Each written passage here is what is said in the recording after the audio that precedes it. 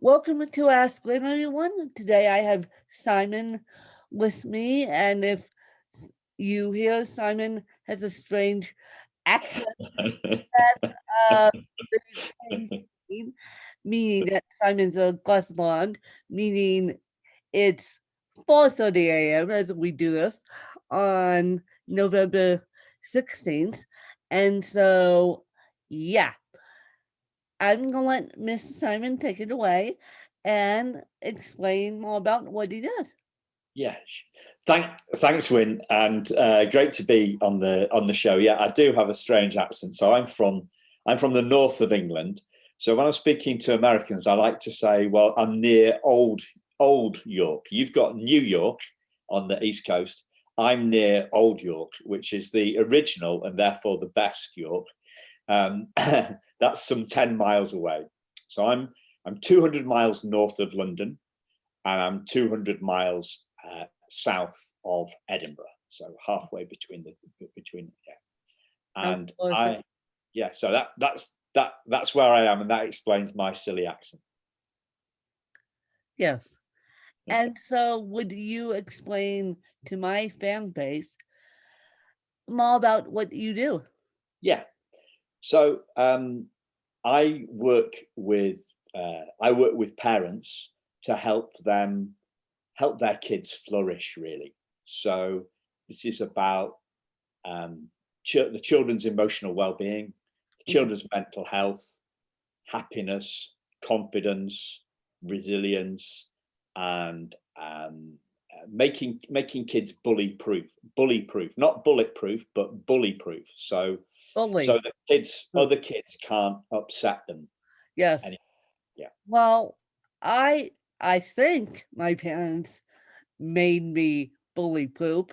I um I was raised as a able-bodied woman. I didn't realize that I had a disability until I was in seventh grade, and then and then and then time went on, and then I didn't realize the complexities of it, believe it or not, until 2020, because I got emotionally and physically abused.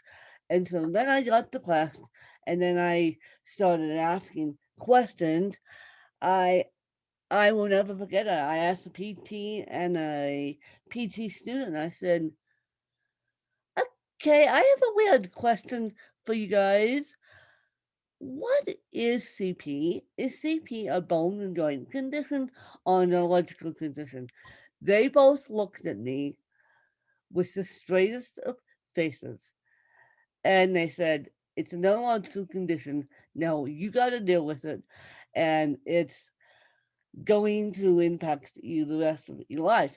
Because after I got emotionally and physically abused by my abuser, I started questioning, why do I have CP?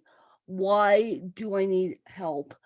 Not to the point where I was, actually, it was to the point where I was going to take my own life. I stopped myself from doing that. But my point being is, I think we need to raise kids to be bully proof, especially now in these weird times we're sitting in with everything that's going on. And it doesn't help when there's cyberbullying. Thank you very much. Yeah. Yeah. Um, this stuff is needed.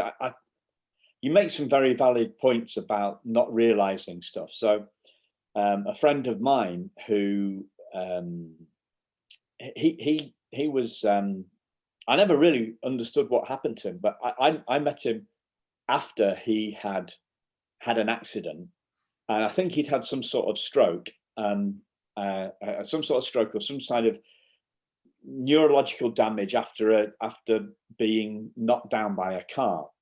Yeah. And I'd never known him before what had happened, and I didn't treat him or think of him. I didn't think of him as being any different to anybody else. And so I met him when I was about 18, and he came to my 21st birthday party. And my dad said afterwards, he said, "Oh, that Dave guy is so brave." And I thought, "Well, what do you mean, Dad?" "Well, no, but he's got that disability." And I went, "Well, I think he just got knocked down by a bus. But is there? I don't know. Sorry, you think he's disabled?" "Oh, I just thought he had a slight problem with his hand." And he had a slight problem. He did have he talked a little bit strange. He had compared to me, even with my accent from York. And my dad had kind of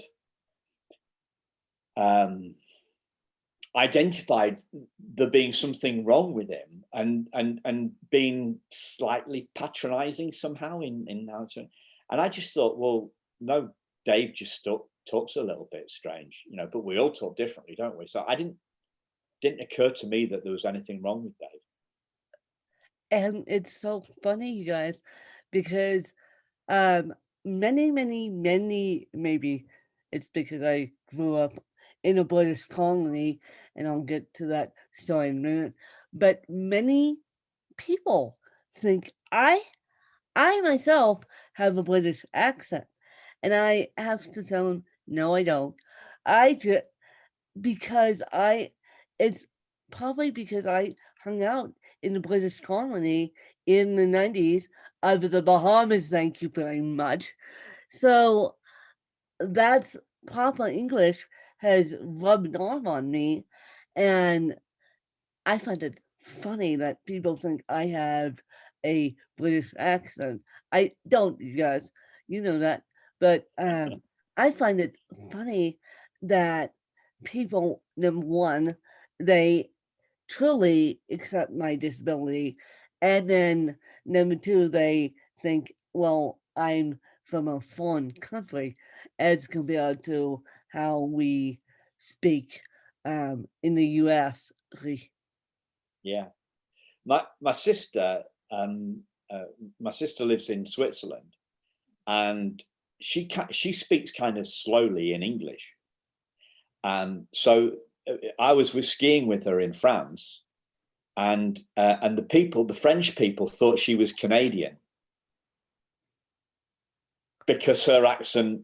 But she's never even been to Canada. She just speaks French very well, but slightly slowly. So they think she's Canadian. Isn't that amazing? Isn't that amazing? No, I've got that twice now. It's well, more than twice. I'm like, okay, I am not British by any means, but I just hung out in the British colony. And so, how in the world are we gonna make these kids bull cyber bully proof? I mean, Okay, so it's really easy. easy? It's really easy. It's really easy. So with younger kids, so I can't talk to you about 13-year-olds or 14-year-olds No, because because I haven't done any work with those kids, right? But I've worked with 1,600 kids in mainstream schools between the ages of 8 and 11. And I've done workshops within that school, in those schools, about helping the kids make their dreams come true. Okay, helping them ignore people that say they can't make their dreams come true, and helping them realize that bullies can't upset them. Right. So that's a 40-minute session. I only talk about bullying for about 5 minutes.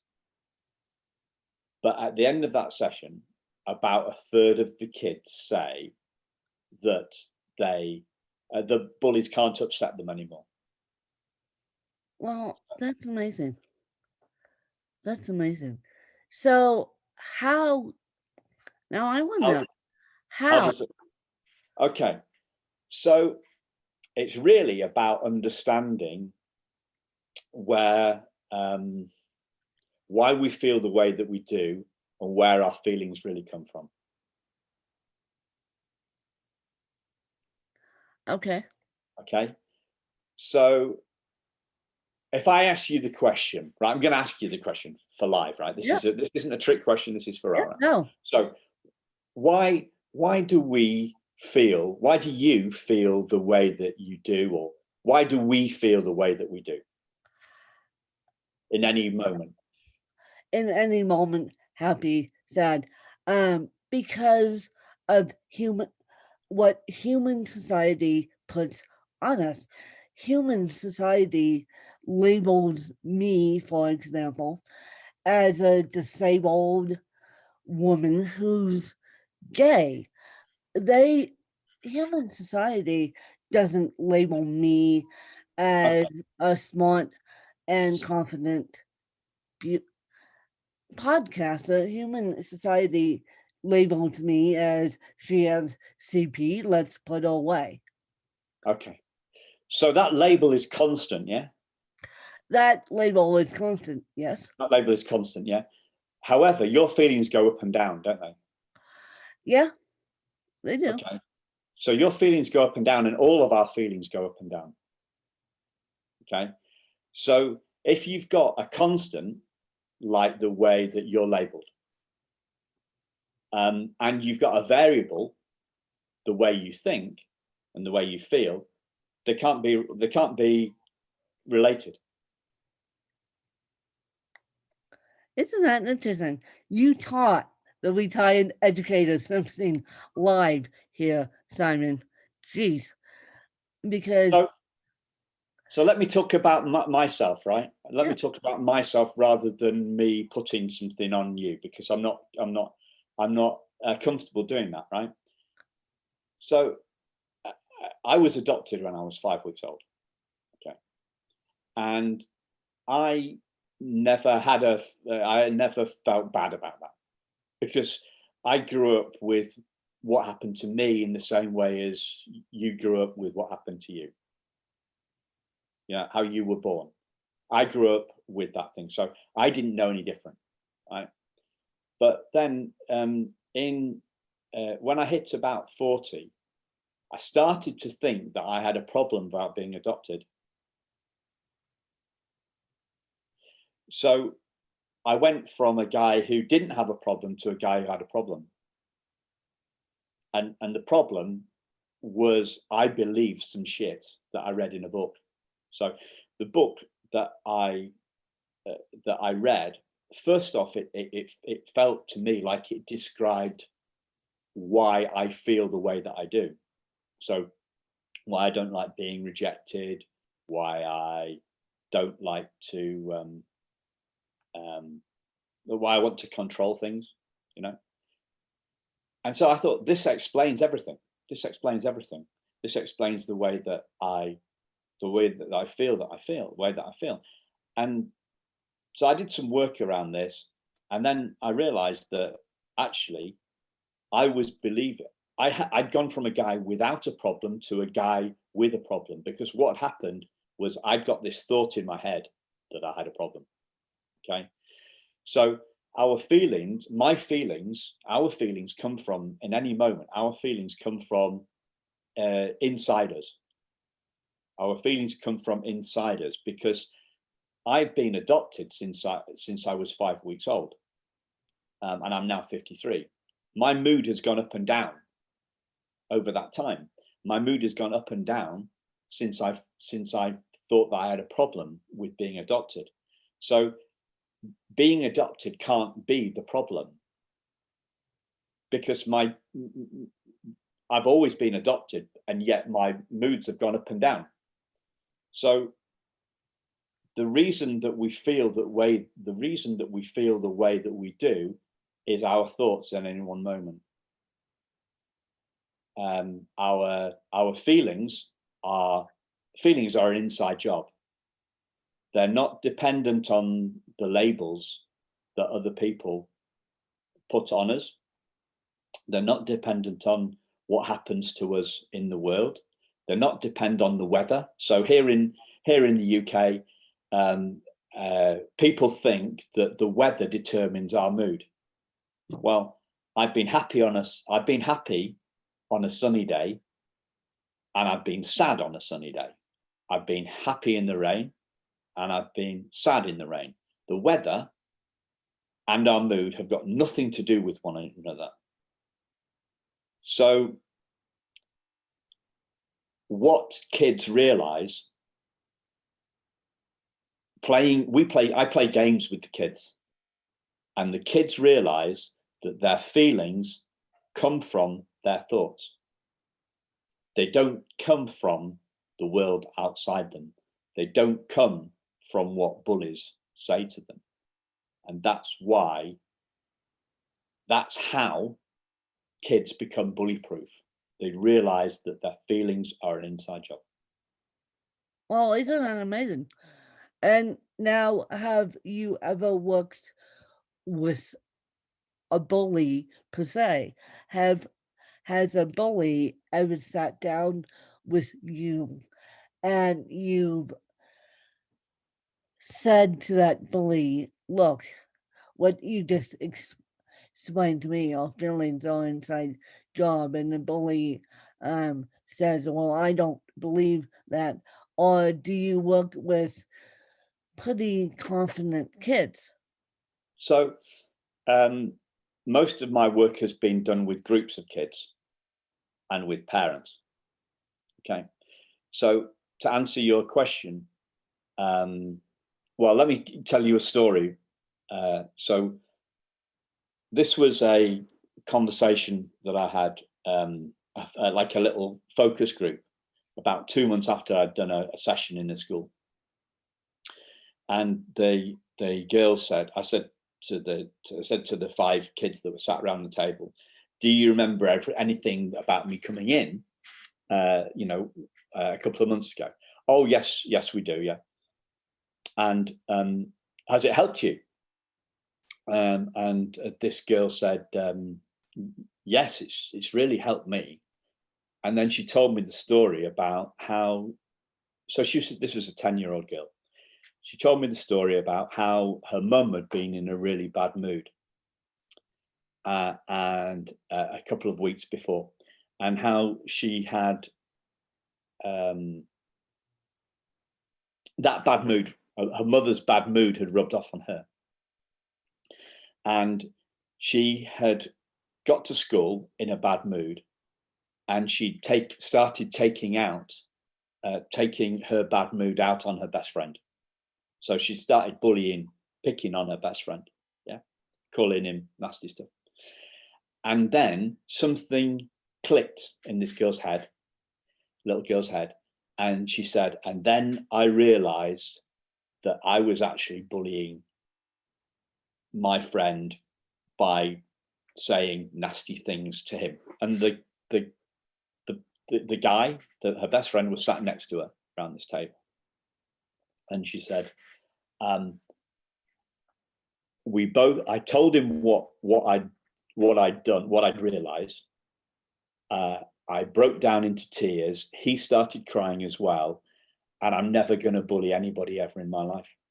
Wow. My goodness. Jeez. Pretty cool, eh? That is amazing. So, as we wrap this interview up, do you have any questions for me? Yeah. How would you how could we work together to make more kids bully proof? To make more kids bully proof, we can start teaching them not to stare at the disabled. Thank you very much. Not to stare at the disabled. I mean, my big thing, and people know this, because I believe it's public knowledge. If not, it's going to be public knowledge. My big thing is when the youngest that is walking by me and they literally ask their parents in earshot of me, thank you very much. Why is that young woman in a walker? And so, my goodness, we we've and bullying is huge for the disabled population. And so we've got to start at home teaching about diversity. Yeah. So for me, the big thing on that is that we need we live in a world that's obsessed with the behavior. Okay. So staring at you and your walker.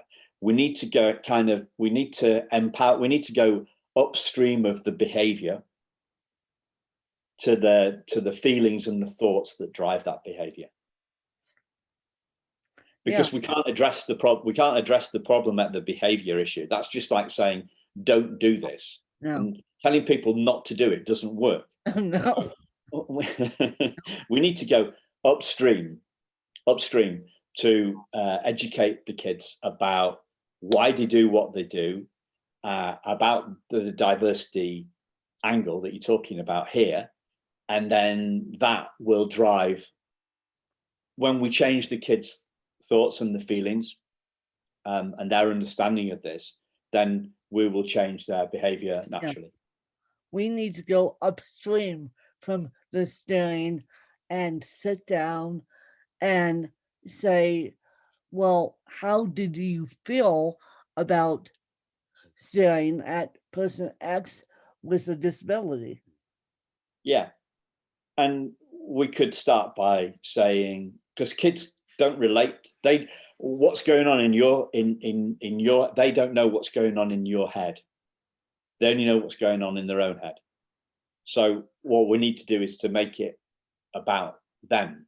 So I got bullied when I was a kid for having teeth that stuck out, having buck teeth. Yeah. So I couldn't relate. I can't relate to you because I haven't got CPA. I haven't got the problems that you know.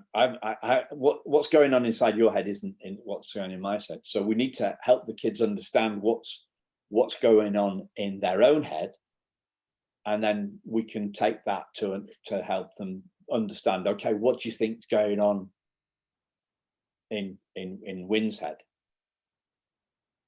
or somebody else's head? That's what this is about. This is about the founding books. You know, if we're talking about this as like it's emotional intelligence, it starts with our self-awareness, and because we learn best from our own context first, and then we teach the bigger.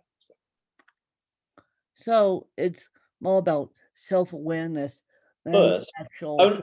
yeah, only because they don't relate. I'm talking about like 9, 10 year olds. They don't relate to, we don't know what's going on. I'm 53, right? I don't know what's going on in your head. Yeah. So if we start by saying, you know, so how do I feel when people stare at me? Yeah, the self-awareness stuff. Yeah. Yeah. So we need to start getting to the root of the problem by talking about self-awareness with these kids. Yeah. So what would be one first, because that's a big goal. So what could we do? What could be one little step that we could take to do that, to get in as a next step to get this conversation going, get the snowball rolling? Yeah. Get the snowball rolling. How, as these kids, how do you feel about disabilities? Literally, ask kids how they feel about disabilities, not if they were disabled, because that's a big difference. How do you feel about disabilities? Yeah. So perhaps the viewers, the listeners, could let us know what their ideas would be about how we could how we could get the snowball rolling on this. Yeah, so maybe please, teachers, guys. maybe some teachers, maybe we could do some Zoom stuff in schools. Yeah, because that would help. We need to break the stigma one tiny step at a time. Yeah, yeah. So We if there are any listeners out there yeah, that want to help break this stigma, then they should get in touch with you, Win, yeah, and we can see what we can do together. Yeah. yeah. No, that sounds like a lovely idea because I um I thought about it last night, you guys. And I'll make a whole episode about the next move in my life, and it's going to be a physical move. But I thought about how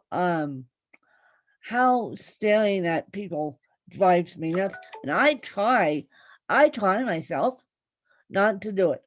I try my hardest not to do it, but as Dave said, we don't know what's going on in our own heads, and we don't know what's going on in these kids' heads. So we need to ask these kids in general how they feel about disabilities to start breaking the stigma one small step at a time. Yeah. And so, Dave, where can people find you and where can people get a hold of you? And I'm sure you're working with people internationally too. Yeah. Yeah. So I work with people all over the world by Zoom. So I've worked with people in the US. I've worked in people in Kenya. I've worked with people in Egypt. People all over the world, as well as people here in the UK.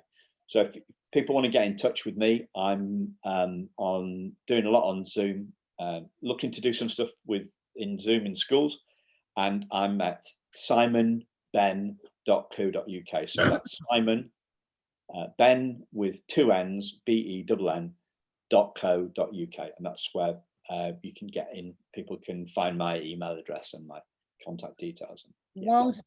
Well, Simon, I'm hopeful that we can work together. Yeah, that would be great. Hopeful that we can work together on this staring issue because it's about to drive me nuts, but I didn't realize until this morning that it's coming from how people perceive me in their own heads. And then I I think we need to talk about in general how people feel about disabilities and then break it down one step at a time. And I thank you guys for listening, and I thank you guys for all your support and all your love. And yeah, it's gonna be an interesting wild ride to you guys, and I'll get into that later. But it's going to be an interesting wild ride. But for now, be strong, be safe, and make this world a better place. Thanks to you guys. Bye, you guys. Thanks a lot.